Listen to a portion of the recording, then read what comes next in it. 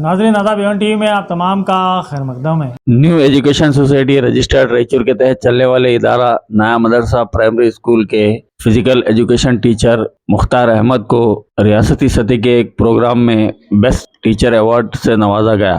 रियासत के हावेरी डिस्ट्रिक्ट में वाक़ा रानी बंदूर में 14 सितंबर को एक अजीमुशान प्रोग्राम का इनेकाद अमल में लाया गया था, जिसमें वजीर तालीम मधु बंगारप्पा ने रियासत के बेहतरीन असातिज़ा को बेस्ट टीचर अवार्ड से नवाजा। ये इंतहाई मसरत की बात है कि ज़िला रायचूर से इस मरतबा Mukhtar Ahmed physical education teacher को इस एजाज़ से नवाजा गया है, जिस पर उनके कई एक दोस्त अहबाब, उनके शागिर्द और साथी असातिज़ा और NES की इंतज़ामिया ने उन्हें दिली मुबारकबाद पेश की है।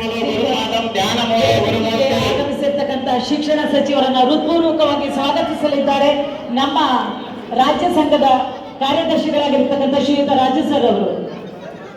ಗಣ್ಯರೆಲ್ಲ ವೇದಿಕೆಯಲ್ಲಿ ಆಸೀನರಾಗಬೇಕು, ಹಾಗೆ ಉಳಿದವರೆಲ್ಲರೂ ವೇದಿಕೆ ಮುಂಭಾಗದಲ್ಲಿ ಆಸೀನರಾಗಬೇಕು ಅಂತ ಹೇಳಿ ಈ ಮೂಲಕ ಕೇಳ್ಕೊಳ್ತೀವಿ.